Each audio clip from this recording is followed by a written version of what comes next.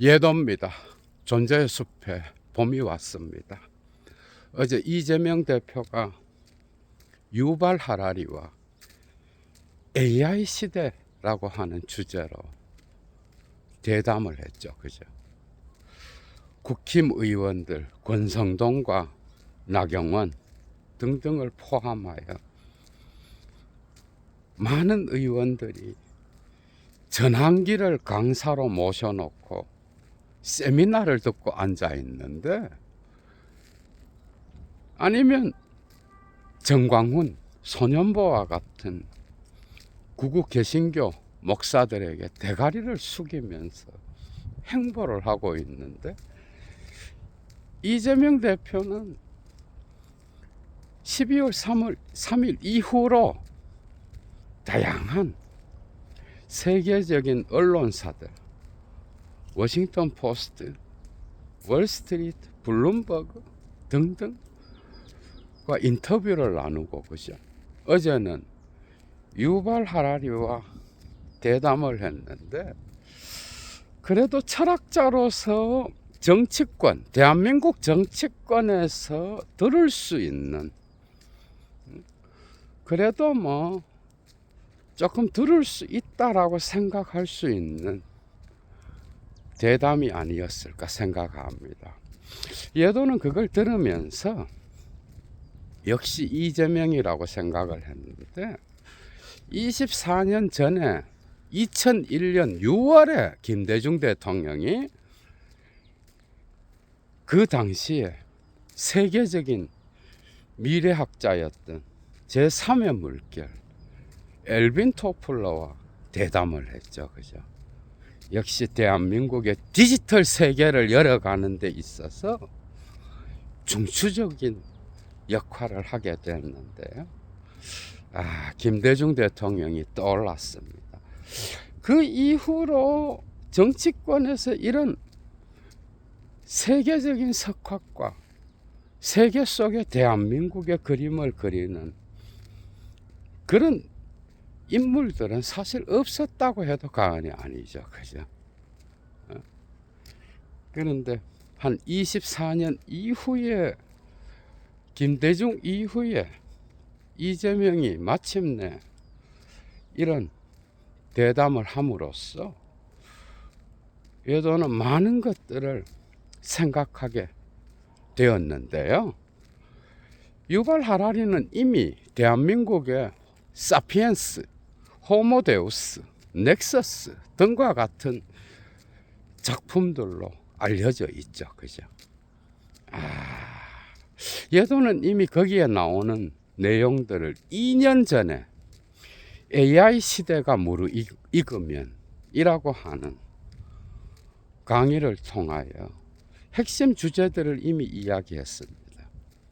AI 시대가 되면 어떤 현상이 일어날까?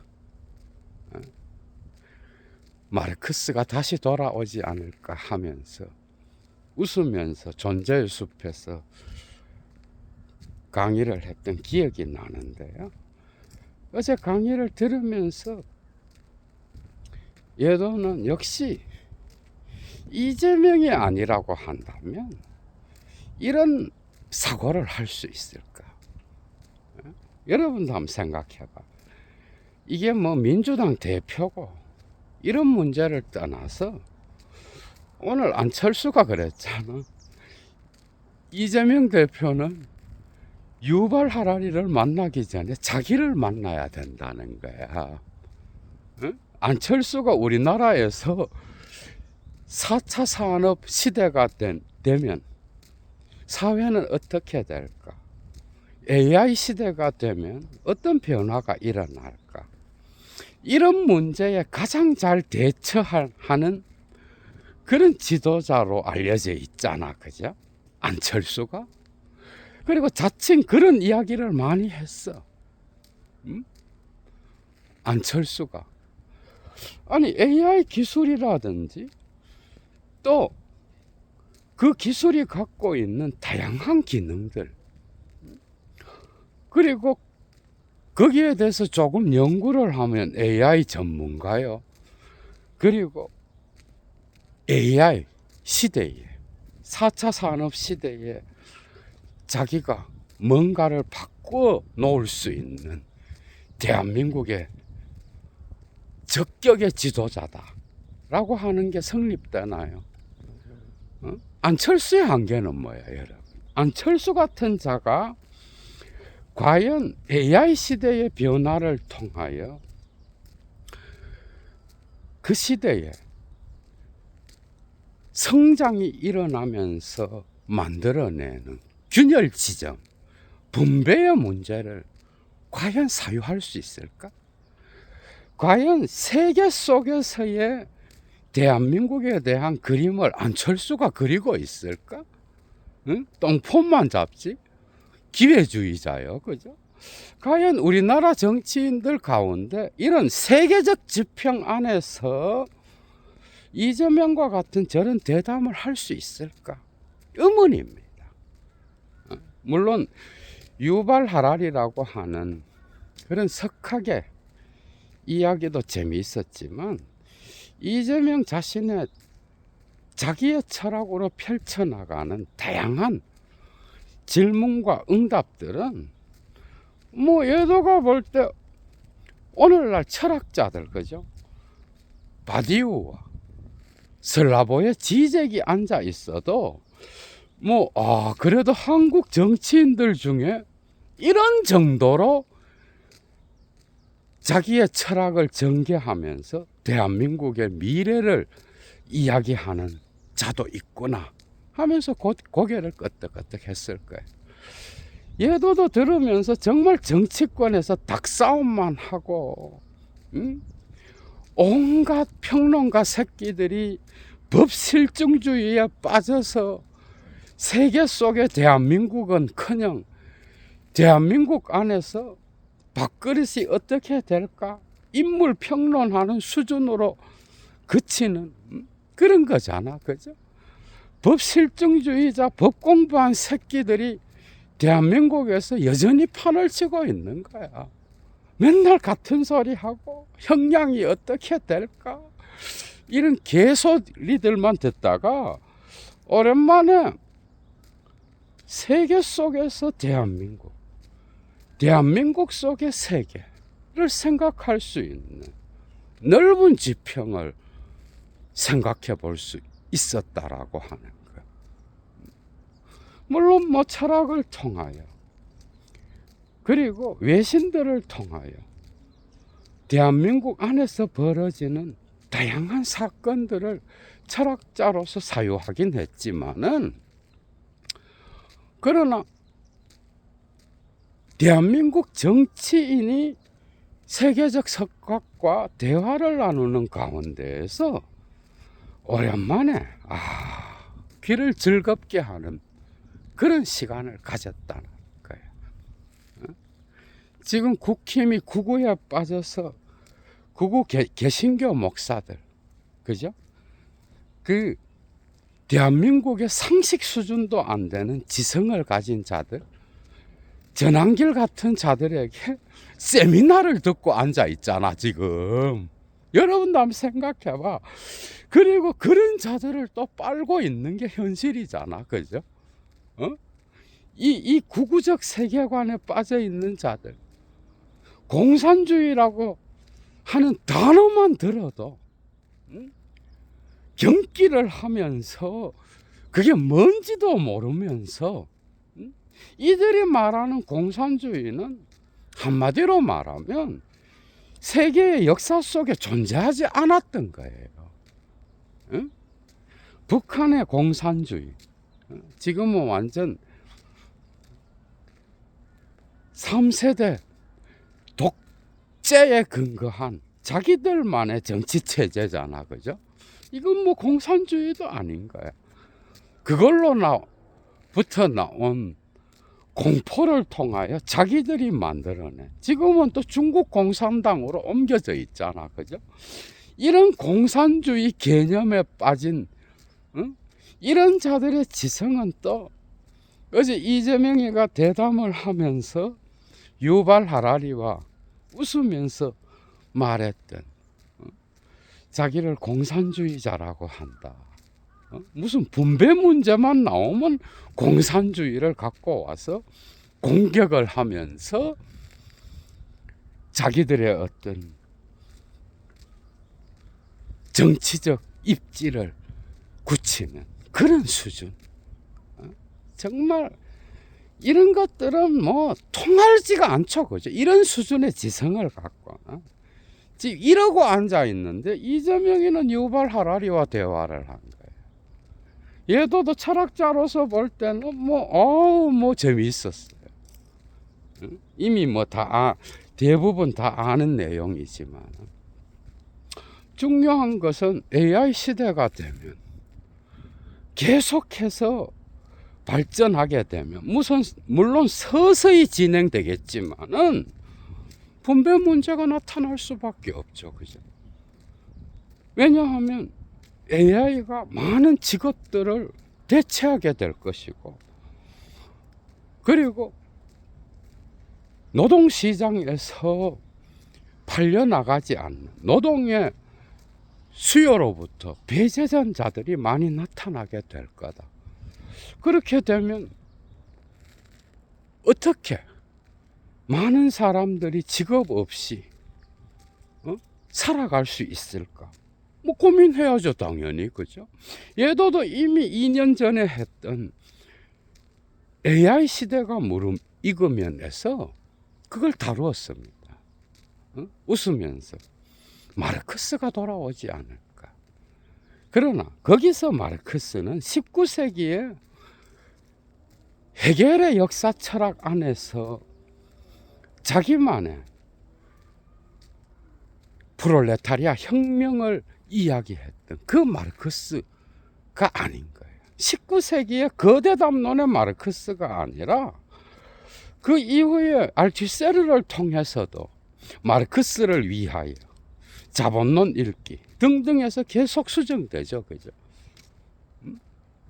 심지어 자본주의가 사회주의와의 공산주의와의 대결에서 구소련을 말하는 겁니다. 냉전 시대에 자본주의가 승리하고 살아남을 수 있었던 것은 프랑스 혁명에 근거한 그 이후에 프롤레타리아 혁명을 이야기했던 마르크스주의를 자기 방식대로 받아들여서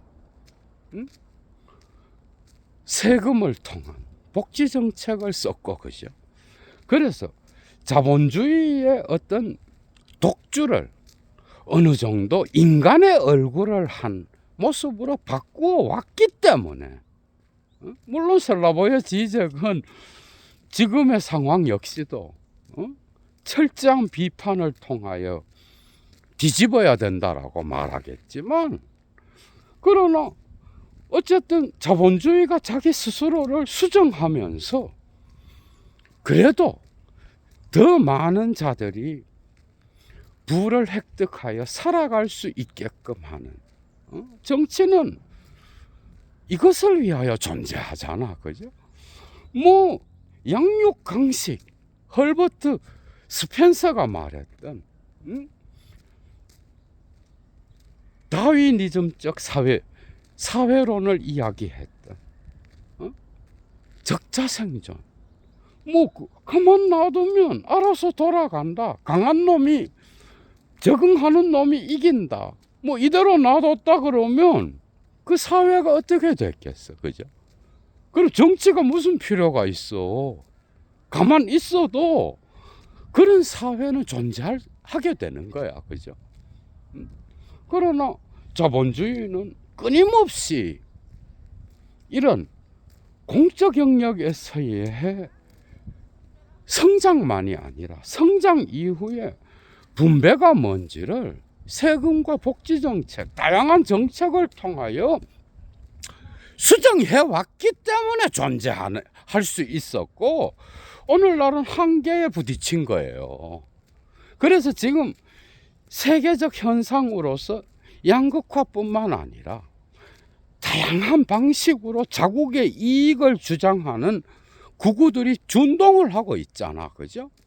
뭐 세계적 현상에서 나타나는 구구들은 우리나라 구구와는 또 달라요. 얼마나 자국의 이익을 추구하는 그런 이데올로기를 갖고 있는지 여러분도 잘 아실 거라고.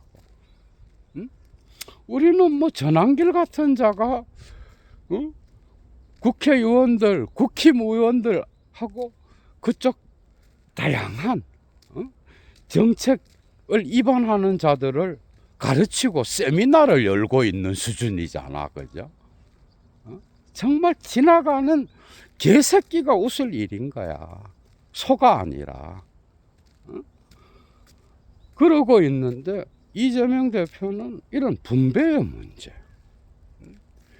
그리고 자기 철학을 갖고 이런 것들을 기업에만 맡기면 안 되고 국가의 공적 자금을 투자해서 거기에서 남는 수익을 분배로 가져가면 어떻겠는가. 유발 하라리의 응답은 참 독특했죠, 그죠? 그리고 기업 역시도 AI 시대가 무르익어서 많은 사람들이 직업을 잃게 된다면 기업 역시도 이러한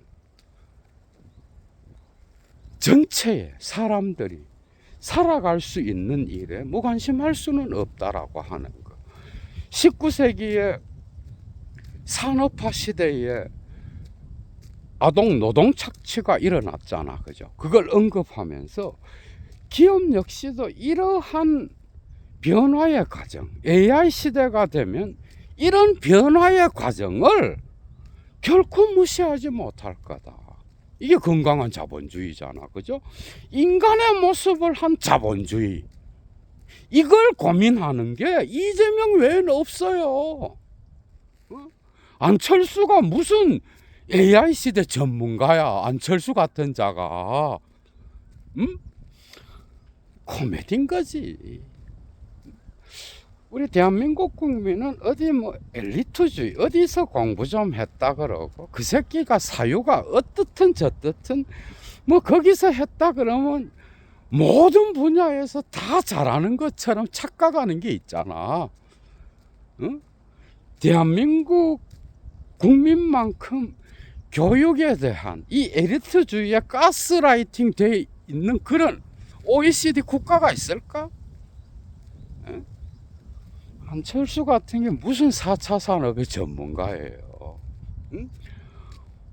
그 기술을 통하여 변화되는 사회 구조까지 볼 수 있는, 그리고 세계적 상황 안에서 대한민국을 볼 수 있는 그런 철학을 갖고 있어, 안철수가?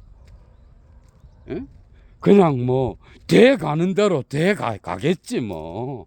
만인에 대한 만인의 투쟁을 통하여 강자가 살아남는 양육 강식, 시장이 알아서 해주겠지 이러고 끝내겠지 뭐.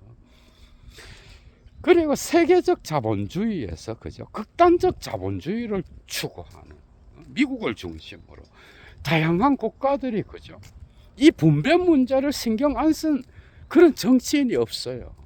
여러분, 지금 트럼프 역시도 세계 속에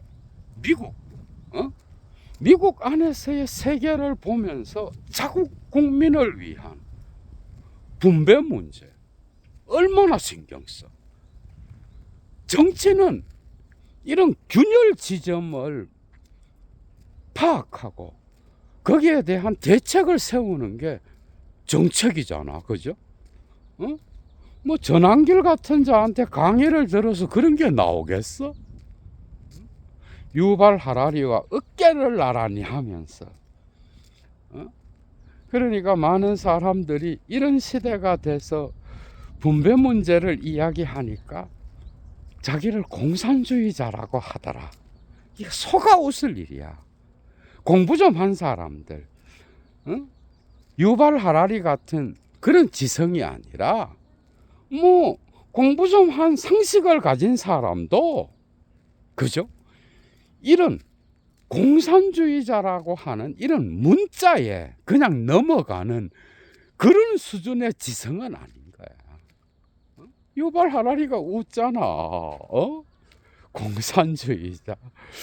21세기에 공산주의라고 하는 단어로 장사를 헤쳐먹는 새끼들이 저 집단 외에 누가 있을까? 그 개념의 변천사를 과연 제대로 알고 있을까? 자본주의 역시 수종 자본주의로 나가면서 그 정신을 이어받아서 자기 방식대로 세금을 통한 복지 정책, 그죠? 그리고 공적 영역에서 다양한 사람들이 혜택을 누리기 위하여 고민하는 그런 거는 왜 모르는 걸까? 그래서 계속해서 수정해 왔어요. 자본주의 역시도. 어떤 방향으로 또 수정되어 나갈지는 모르는 거예요. AI 시대가 무르익으면 반드시 이 문제는 정치권이 해결돼야 되는, 해결해야 하는, 고민해야 하는 사안이야. 그죠? 근데 뭐 안철수 같은 게 무슨 이재명 대표한테 유발 하라리와 대담하기 전에 자기랑 대담을 해야 된다라고. 이상한 질투도 갖고 있죠. 속은 좁아서. 그런데 그 이외에 유발 하라리가 응답했던 그 내용 역시도 예도가 이미 2년 전에 강의를 했던 내용입니다. 이미 AI 시대가 열리게 되면 고전과 인문과학 그리고 인간을 케어하는, 인간을 돌보는 이런 교육, 정신의학, 인문과학을 포함한 정신의학이 소중해질 거라고 하는 것. 이것은 AI를 연구하는 자들의 입에서 나온 말이에요. 그래서 그리스어를 배우고 라틴어를 배우고 AI가 마지막 분야에서 정복하지 못하는 게 이런 거거든. 그걸 알기 때문에 자기들은 그런 것들을 준비하고 계획하고 계속해서 창조해 나가는 거야. 그죠? 그래서 유발 하라리 역시도 이 정신의학의 중요성, 인간을 돌보는, 왜냐하면 그 시대가 되면 가상의 시대예요. 많은 사람들이 고독에 빠지고 우울증에 빠져서 심지어 자살 충동을 겪게 되고 많은 재앙을 겪게 될 것이다라고 하는 거. 그래서 이런 것들이 중요해질 것이다. 이건 뭐 다 알고 있는 내용이잖아. 그죠? 그래서 앞으로 대한민국이 어떻게 나갈 것인가는 뭐 이런 석학이 그걸 대신해 줄 수 없는 거예요. 유발 하라리 같은 자는 결코 거기에 대해서 뭘 말하지 않죠. 그죠? 역시 대한민국 국민의 어떤 정신에 의하여 아니면 대한민국을 이끌어갈 지도자의 철학에 의해서 그게 나와야 되는 거야. 과연 뭐 국힘의원들이나 그쪽에서 나온다라고 하는 그런 자들 가운데에서 유발 하라리랑 이 정도의 대담을 이끌 자가 있을까? 예도가 볼 땐 뭐 상당히 노멀한 대담이긴 하지만은 없어요. 이런 시각을 가진 자도 없는 거야. 그 자들이 국으로 빠지기 전에 어느 누가 국민을 위한 정치를 했어? 어느 누가? 이 나라를 법실중주의로 만들고 법이라고 하는 것에 의하여 삶을 경직시키는데 정치권이 앞장서서 나라를 이 꼴로 만들었지. 언제 국민을 생각했어? 세계 속에 대한민국을 본다고? 정말 웃기죠, 그죠? 그런 인간이 누가 있어? 정치권에서 엘리트주의에 빠져서 나는 뭐 이 정도 안다. 아니면 법실중주의에 빠져서 딱 시야가 국가 안에서 닭싸움하는 수준의 정도로 머물렀지. 그 지평이 바깥으로 향한 적이 얼마나 있었어. 겨우 이야기한다라고 한다면 국힘에서는 무슨 중국 공산주의 지금도 이러고 있잖아요. 응? 세계가 얼마나 빠르게 변화하고 있는지 그것이라도 제대로 진단하는 새끼가 있어, 정치권에. 응? 그리고 평론가라는 새끼들은 다 법 공부한 놈밖에 없어요. 그러니 시야가 그 모양인 거지. 나라가 점점 국민에게 법조항이나 들이대면서 삶을 경직시키고 은근히 그것으로 국민을 아래로 보는 그런 새끼들이 많이 나타났지. 언제 대한민국이, 사실 이 모든 국가의 상징계는 그죠. 그 문화는 예술과 문학과 철학 이런 것들이 빠지고 그죠. 이런 법실중주의가 지배하면 정말 천박해집니다. 민주당도 뭐 여기로부터 이런 법실중주의 사회를 만들어 놓는 데에 자유롭지 않죠, 그죠? 민주당 특히 문재인을 통한 그 시대의 정치인 새끼들, 지금 세계가 어떤 방식으로 변화하는지 거기에 대한 감각이라도 갖고 있는지 의문인 거야. 이런 점에서 어제 이재명 대표가 유발 하라리와 대화를 나누면서 그죠? 세계 속에 한국에 대한 자기 철학을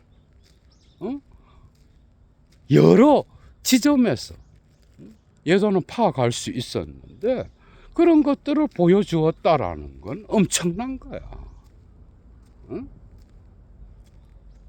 그래서 참 앞으로 김대중이 아날로그에서 디지털로 변할 때 대한민국의 토대를 놓았던 것처럼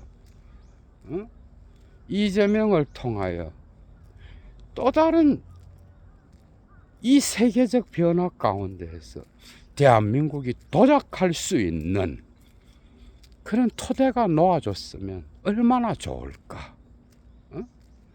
외도는 이런 생각을 하면서 대담을 지켜봤습니다. 오랜만에 철학자로서 그래도 뭐 저 정도면 괜찮다. 대한민국 정치권 정치인들의 어떤 수준 여러분 알잖아.